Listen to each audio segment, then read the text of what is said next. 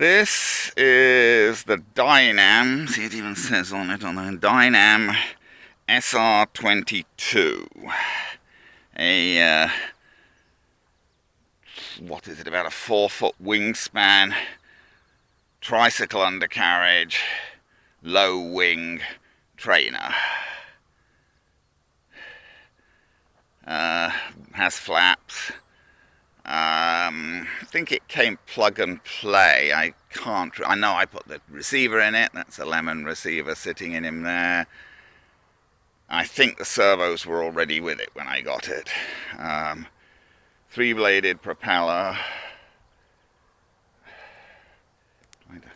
Fasten my hat strap. I've already got a battery in him here. I'll make sure throttle cut's on. Throttle cut off. Throttle cut on. Yes. This front section, the cowling, or whatever you want to call it, is held on by double-sided tape and persistently tends to pop off, frankly. It makes me a bit nervous. Not that it can come off, but I mean, if it comes loose, it might impose extra friction on the product. Okay, so I've got the SR-22 camera on him. Where's it pointing? It's always hard to tell with the SR-22 because it doesn't have, it doesn't have a... let's hope that's pointing in a sensible direction. It's hard to tell because it doesn't, we don't have wireless or anything, so the only way of telling where it's pointing is to sort of try and look.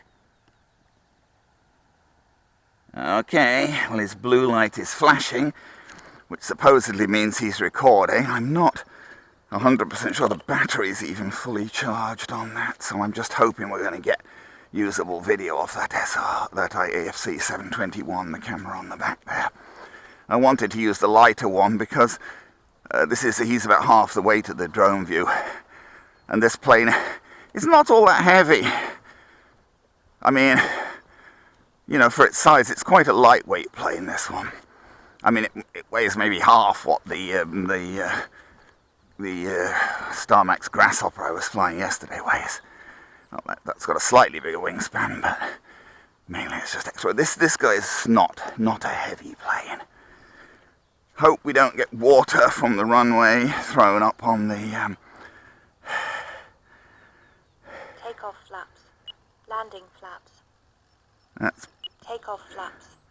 A pretty big flap extension.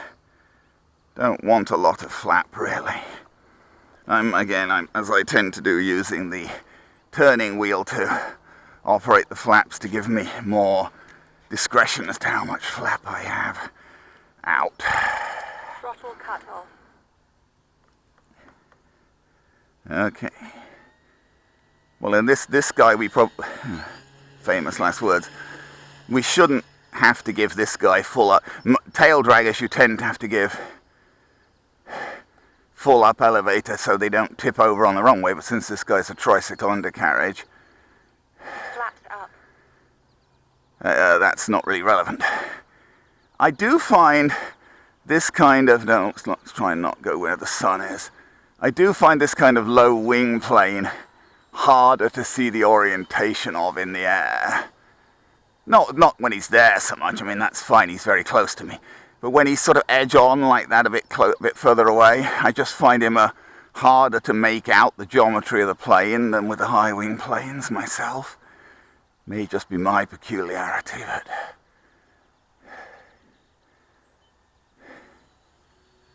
It would, of course, be even worse if he had retractable undercarriage. At least the undercarriage gives me a clue. I know that's the bottom. Well, you got the... Just getting the feel for him here. Oh, there's Fred. I did ask Fred to come reasonably early because we wanted to do some stuff together. And I have to get back to the office. I need to be back at my desk by about 8:30, so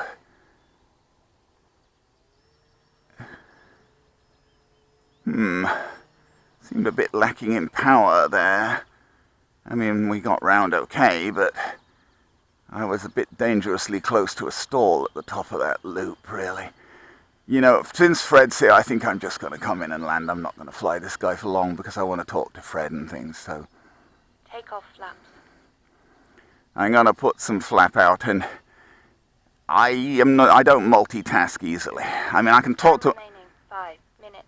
It's a bit odd, I suppose. I can talk to my hat like this, okay, and it's not no bother at all, but then my hat isn't going to do anything unpredictable. But talking to actual people while I'm trying to fly, I'm not so wild about.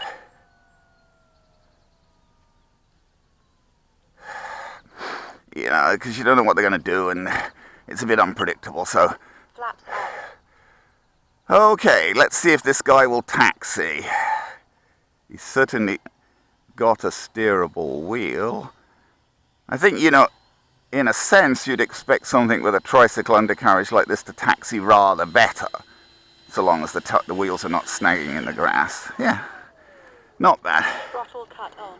See, they've got the skull and crossbones behind the propeller there and an exclamation mark, and very reasonably too, because you could hurt yourself on that propeller. Okay, so, well, that was a short flight, as I say, because Fred's here now and I want to do some stuff with him. But anyway, you see what the plane's like. They call it a low-wing trainer, and I think that's fair enough. It's maybe a little more touchy to fly. Well, it is a little more touchy to fly than, say, a Cub or something. But it's, as low-wing plane goes, it is a trainer. So we'll try and stop the EFC-721 video now. Yep, that says that's stopped. So we can take the battery out and, well, for such a short flight, there's not much point even worrying about battery life, is there? So there you go. I bought this from General Hobby. Various people sell it. Anyone who sells Dynam planes. Same company that made my big Tiger Moth. I've generally been very happy with their planes. Dynam SR-22 comes in white or silver.